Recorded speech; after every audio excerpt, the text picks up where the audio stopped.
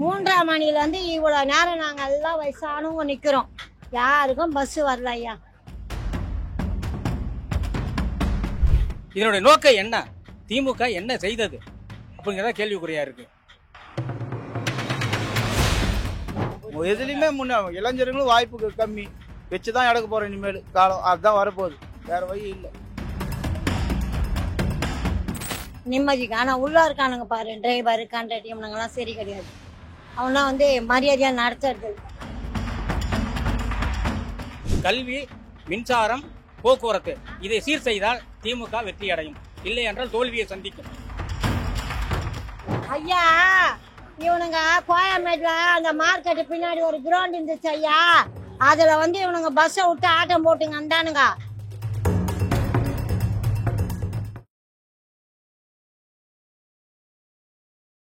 நான்கு ஆண்டு திமுக ஆட்சி எப்படி நடந்துச்சு? ரொம்ப நாளுக்கு நாள் மோசமாக இருக்குது, நாளுக்கு நாள் மோசமாக இருக்குது. அதான் சொல்ல முடியும், ஒரே இல்லை. எதனால எப்படி சொல்றீங்க? அப்படி என்ன மக்களுக்கு அதிருப்தி? அப்படி என்ன மக்களுக்கு அதிருப்தின்னா ஒன்றுமே கிடைக்கிறது இல்லை. எல்லாம் விலைவாசி ஏறி போச்சு. சாதாரண மக்கள் வாழவே முடியாது போகுது. பெண்களுக்கெல்லாம் பாதுகாப்பே இல்லை. பெண் குழந்தைகள் எப்படி ஸ்கூலுக்கு அனுப்புறது? பசங்க பொண்ணுங்க குழந்தைகள் ஸ்கூலுக்கு அனுப்புறதே பயமாக இருக்குது. ஏன் அப்படி சொல்றீங்க? எங்கே பார்த்தாலும் எல்லாம் நடக்குது. கஞ்சா கிஞ்சா எல்லாம் சகஜமாக நடமாடுது. எதிர்காலம் ரொம்ப மோசமாக இருக்கு. யார் வந்தா நம்ம காலத்தை ஓட்டிட்டோம். வருங்காலம் எப்படிங்கிறது நமக்கு பயமாக இருக்குது. வருங்காலம் தெரிஞ்சு நமக்கு பயமாக இருக்குது. மகளிருக்கு கட்டணமில்லா பேருந்து மிக முக்கியமானதாக அமைஞ்சிச்சு. பெண்களுடைய வாழ்வாதாரம் சிறப்பாக அமைப்பதற்கு நன்றாக இருந்தது. ஆனால் என்ன, அந்த பஸ்ஸுகள் சரிவர இயங்கவே இல்லை. நிர்வாக சீர்கேடு, நிர்வாக சீர்கேடு. மற்ற தண்ணி, மின்சாரம் இதெல்லாம் முறையாக இயங்கவே இல்லை. போக்குவரத்து துறை மிக மோசம்.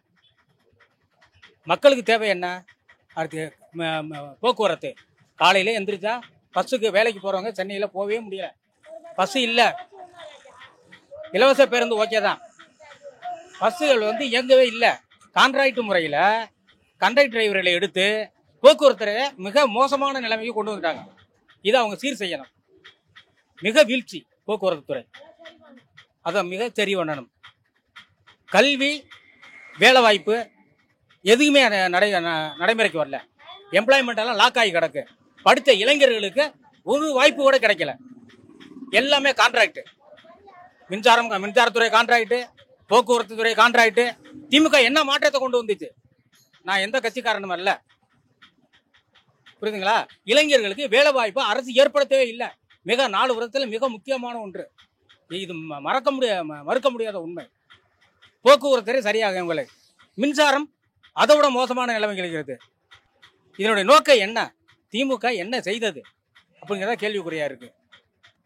அவ்வளோதான். பெண்கள் பாதுகாப்பு கொஞ்சம் நல்ல சிறப்பாக தான் இருக்கு. இல்லை, பெண்கள் பாதுகாப்பு நல்ல சிறப்பாக இருக்கு, அதை யாரும் குறை சொல்ல முடியாது. கல்வி, மின்சாரம், போக்குவரத்து இதை சீர் செய்தால் திமுக வெற்றி அடையும், இல்லை என்றால் தோல்வியை சந்திக்கும். 4 வருஷம் போசியா தவிர நல்லது கிடைக்கல எதுவும். நான் போக்குவரத்து வேலை செய்கிறேன். எல்கேஜி பிகேஜி 12வது வரைக்கும் பச்சாவே ஒரு 12வது பாஸ் பண்ண முடியல. நேராக 12வது எப்படி பாஸ் ஆகிட முடியும்? அதுமாரி இல்லாத ஆளுங்களை உருவாகிறத விட தெரிஞ்ச ஆளுங்களை உருவாக்கினா நல்லாயிருக்கும். அதுலேயும் எங்கள் ஐயா சின்ன ஐயா வந்தால் கொஞ்சம் நல்லா இருக்குன்னு நான் அதான் சொல்லுவேன். ஒரு ஆளுக்கு தெளிவுப்பட்டவங்க பாதிக்கப்பட்டவங்க ஒரு ஆளுக்கு நல்லது ஒரு வாய்ப்பு கொடுக்கணும். அதுவே நீ இருக்கிற ஆளே செய்திருந்தால் நாங்கள் என்ன பண்ண முடியும்? நடுத்தர மக்கள் நாங்கள் அப்படியே தான் இருக்கணும், அவங்க அப்படியே தான் இருப்பாங்க. எங்களுடைய காலம் அப்படி தான் போகணும், வேறு வழி இல்லை. அதான் நீ சொல்லிட்டீங்களா, மற்றவே எதுலையுமே இல்லை. முன்னேற்றம் எதுவுமே இல்லை. மேம்பாலம் போவோம், அதில் நாங்கள் போக முடியாது. ட்ரெயின் மெட்ரோ போவோம், எங்களால் போக முடியும். நான் கூலி வேலை செய்கிறவங்க நாங்கள் எங்கே எப்படி போக முடியும்? எங்களை பாதிக்கப்பட்டதே நாங்கள் இதில் தான். இந்த 4 வருஷம் எடப்பாடி ஆச்சே நல்லா தான் இருக்குன்னு நான் சொல்லுவேன். என் காலத்தில் உண்மையிலேயே நான் போக்குவரத்து துறையில் ஓரளவுக்கு நல்லவர். எல்லாம் நல்லவன்னு சொல்ல முடியும்னா கூட ஓரளவுக்கு நல்லவர். இந்த 4 வருஷம் நாங்கள் கெட்டுட்டோம் எங்களுடைய இதில்.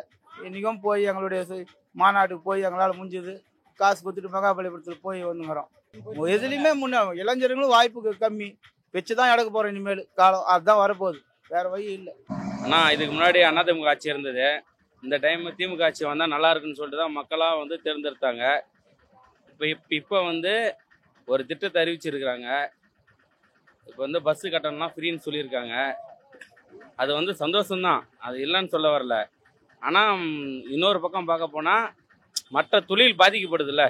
இப்போ ஆட்டோ வந்து 10 ரூபா, நாங்கள் சேர் ஆட்டோ நாங்கள் 10 ரூபா தான். அந்த தொழில் வந்து பாதிக்குதுல்ல. அப்போ நாங்கள் வந்து எத்தனை பேர் வண்டி ஓட்டுறோம்? அப்போ நாங்களாம் என்ன பண்ணுறது? ஒரு திட்டத்தை அறிவித்தா ஒரு தொழிலுக்கு வந்து பாதிப்பு வரக்கூடாது. அது மாதிரி திட்டத்தை அறிவிக்கணும். அடுத்தது வந்து இன்னும் எவ்வளோ திட்டங்கள் இருக்குது. ரேஷனுக்கு எல்லாம் பருப்பு ஃப்ரீயாக போடலாம். அந்த பருப்பு வந்து பணக்காரர் சாப்பிட மாட்டாங்க, ஏழைங்க தான் சாப்பிடுவாங்க.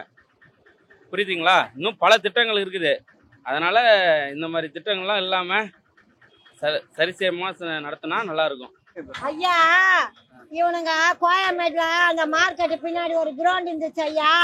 அதில் வந்து இவனுங்க பஸ்ஸை விட்டு ஆட்டம் போட்டுங்க அந்தானுங்க. அந்த பஸ்ஸை தூக்கி கோயம்பேடு டிப்போ பஸ் ஸ்டாப்பில் போட்டு அது நான் ஒரு கேளாம்பாக்கத்தில் போட்டோன்னே இவனுங்க வண்டியெல்லாம் எடுத்து போய் எங்கேயோ விட்டு ஆளை காணோம். ஐயா 3:30 மணிக்கு வந்தேன் நான் பூ வாங்கிக்கிறேன். 3:30 மணிலேருந்து இவ்வளோ நேரம் நாங்கள் எல்லாம் வயசானவங்க நிற்கிறோம். யாருக்கும் பஸ்ஸு வரல ஐயா. என்ன பண்ணுறது? இந்த பஸ் எங்கே போச்சு? 70 எவ்வளோ வண்டி வந்துருந்து, ஒரு வண்டி கூட வரல. மத்தியான நேரத்தில் எங்களை சாகடிக்கிறானுங்க ஐயா. நாங்கள் ரொம்ப பெருமையாக இருந்தோம். எங்களுக்காக நீங்கள் மினி ஃப்ரீயாக எங்களுக்கு பஸ்ஸு விட்டதே நாங்கள் சந்தோஷமாக இப்போ கூட நீங்கள் வர்றோம். எங்களுக்கு இந்த பஸ்ஸு எங்களுக்கு நினைக்கணும் அப்படின்னா நாங்கள் வேண்டிக்கிறோம். என் பிள்ளைங்களும் ஆட்டோ தான் ஓட்டுறாங்க. ஆட்டோக்காரங்களாம் பழைக்கணும்னு நான் நினைக்கவே இல்லை. நம்மளுக்கு வரைக்கும் பஸ்ஸு ஃப்ரீயாக வருதுன்னு தான் நான் கடவுளை வேண்டிக்கிறேன். இடஒதுக்கீடு பற்றி என்ன நினைக்கிறீங்க? இன்னும் இடஒதுக்கீடியா? யாருக்கு இது விட கொடுத்தாங்க எனக்கு தெரியலையே. இல்லை, ரொம்ப நாளாக போராடிட்டு இருக்காங்க. நீங்கள் சொல்ல சின்னையாக ரொம்ப நாளாக போராடி கொடுத்தாங்க, கொடுத்தது பறிச்சுட்டாங்க. மோடி ஐயா கொடுத்தாங்க, இப்போ கொடுக்கல. அது அப்படியே எடப்பாடி கொடுத்துட்டு போனார். இப்போ ஸ்டாலின் வந்து மாற்றிட்டாரு. என்ன செய்ய முடியும்? அவங்களால முடிஞ்ச வரைக்கும் போராடுவாங்க, வேற ஒன்றும் வழி இல்லை. அதான் 5% இடஒதுக்கீடு கொடுத்துருந்தாங்க, அதையும் பறிச்சுட்டாங்க சொல்றீங்க. அதான் எடுத்துட்டாங்களேண்ணா. அங்கே கொடுத்தாங்க, இங்கே எடுத்துட்டாங்க. அது நீ உனக்கு எனக்கு தான் போட்டி, மக்களுக்கு இல்லை. நாங்கள் நடுத்தர தான் நிற்க போகிறோம். ஐயாவோட சின்ன ஐயாவோட ரொம்ப கோரிக்கை என்னன்னா கணக்கெடுப்பு எடுக்கணும். எடுக்கணும். அது ஓகேன்னு ஓகே சொல்லி பண்ணிட்டாங்க. நல்ல விஷயம் பண்ணிருக்காங்க. மாநில அரசியம் பண்ணாம இருந்தாங்க, அதை பற்றி சொல்லுங்க. அதான் அவங்களுக்கு இது ஆகிடும்ல, பவர் போயிடும்ல. உனக்கு எனக்கு இப்போ வீக்கன்றப்போ நீ காலியாகனா தான் நான் ஆக முடியும். உனக்கு நீ இடஒதுக்கீடு நான் என்ன பண்ண முடியும்? அதனால கொஞ்சம் போராட்டம், ரொம்ப கஷ்டம். வடபழனி போல் தான் வேலை செய்கிறோம். மனசு ரொம்ப கஷ்டம். போய் இந்த வந்து கோயம்பேட்டிலேருந்து போகிறோம் வடபழனி. நாளைக்கு டியூட்டி. என்ன பண்ண முடியும்? பெண்களோட பாதுகாப்பு பற்றி சொல்லுங்க. சொல்லிக்காத போறாதெல்லாம் நம்ம சொல்லி என்ன பண்ண போகிறோம்? அதனுடைய இந்த இடம் மாறுற வரைக்கும் அப்படி தான் இருக்கும். அதெல்லாம் பெண்களுக்கெல்லாம் 26 யார் வருவாங்க? 12 மணி எது என்ன யார் வருவாங்கன்னா அதான் மாற்றம் தான் தேவைன்றோன்னா. யார் என்னன்னு நம்மளுக்கு தேவையில்லை. பொதுமக்களாக பார்த்து போட்டால் தான் ஓட்டு. இது உனக்குன்னு உனக்கு ஓட்டு இருக்குது, எனக்கு ஓட்டு இருக்குது. பொதுமக்கள் பார்த்து தான் போராடணும். ரொம்ப கஷ்டமாகுது. தெளிவு ஆகுமா ஆகாதா ஒன்றும் புரியல எனக்கு. ரொம்ப மனக்கவலையாக தான் போய்ங்கிறேன். மக்கள் மாற்றத்தை ஏற்படுத்துறாங்க. மக்கள் மாற்றத்தை மக்களாக ஏற்படுத்தினா தானே. அதான் விலை கொடுத்து வாங்கிறாங்களே. நான் விலை கொடுத்துட்டு வாங்கிட்டு என்ன பண்ண முடியும்? 1000 ரூபாய்க்கு தான் உனக்கு ஓட்டு. நான் என்ன பண்ண போகிறேன்? எனக்கு வந்து 1000 போகுதுன்னு நான் போராடிங்கிறேன். இப்படி போராடினா என்ன செய்ய முடியும்? ஒரு நல்லதை உருவாக்கணும். மனசாட்சியோடு செய்தால் தான் நம்ம வாய முடியும், இல்லைன்னா வேலை ஆகுது. சரிங்க. கல்வி, வேலைவாய்ப்பு எந்த ஒரு முன்னேற்றமும் இல்லை. மருத்துவத்துறை, மின்சாரம், போக்குவரத்து துறை, அனைத்து துறையிலுமே கான்ட்ராக்டாக மாற்றப்பட்டுள்ளது. தனிப்பட்ட ஒருவன் கொள்ளையடிப்பதற்காகவே இந்த கான்ட்ராக்ட் முறையை கொண்டு வந்தார்கள். தொழிலாளர்களுக்கு எந்தவித நன்மையுமே கிடையாது என்பதை தெளிவாக சொல்கிறேன். இந்த மக்களுக்கு சொல்கிறேன். குறைந்த கான்ட்ராக்டுங்கிற பேரில் ஒரு அரசு ஊழியர் 40,000 50,000 சம்பளம் வாங்கி கொண்டு ஒரு வேலையும் செய்வது கிடையாது. கான்ட்ராக்ட் முறையில் இருந்து எடுத்த வேலை தொழிலாளர்களுக்கு வெறும் 10,000 12,000 13,000 கொடுத்து இந்த கான்ட்ராக்ட் முறையிலே தொழிலாளர்களை ஏமாற்றி கொண்டிருக்கிறார்கள். கொள்ளை லாபம் அடிப்பது, கான்ட்ராக்ட் முறையிலே வந்து லாபம் சம்பாதிப்பது, ரோடு போடுவது, பாலம் கட்டுவதை தவிர இந்த ஆட்சி செய்து கொண்டிருக்கிறார்கள் என்பதை மிக தெளிவாக சொல்கிறேன். எந்த வேலைவாய்ப்பு அலுவலகத்தில் எந்தவித நேர்முக தேர்வும் படித்தவர்களுக்கு இது வரவில்லை. எம்ப்ளாய்மெண்ட் லாக் செய்யப்பட்டுள்ளது. எம்ப்ளாய்மெண்ட் எந்தவித இன்றியும் இல்லை. இது துப்புரவு தொழிலாளர்கள் என்னையா பர்மனன்ட் பண்ணுவாங்க, எங்களை நல்ல வழி காட்டுவார்கள் என்று நம்பி ஓட்டு போட்டவர்களுக்கு இன்றும் கான்ட்ராக்ட் தொழிலாளர்கள், துப்புரவு தொழிலாளர்கள் அல்லோல போட்டுக் கொண்டிருக்கிறார்கள் வெறும் 10,000 ரூபாய்க்கு. யார் வந்தா நல்லா இருப்பான்னு நினைக்கிறீங்க? பிஜேபி வந்தால் நல்லா இருக்கும். புரியலையா? பிஜேபி ஏன், எதனாலே அவங்க வரணும்னு நினைக்கிறீங்க? சென்ட்ரலில் நல்லா ஆட்சி பண்ணுறாங்க. அதனால் வரலான்னு ஆட்சி விருப்பப்படுறோம் நம்ம. அப்புறம் ஜனங்க நம்ம நினைக்கிறது என்ன, ஜனங்க என்ன நினைக்கிறாங்க? ஒரு ஆள் 100ல் ஒரு ஆள் இல்லையா, அதுதான் சொல்ல முடியும். சரிங்க, ஓகே, நன்றி. எங்களுக்காக நாங்கள் இல்லாமல் ஒரு ரூபாய் இல்லைன்னா கூட வீட்டை விட்டு வெளியில் வந்து நிம்மதியாக போய் சொந்தக்கார வீட்டுக்கெல்லாம் போகலாம் வரலாம்.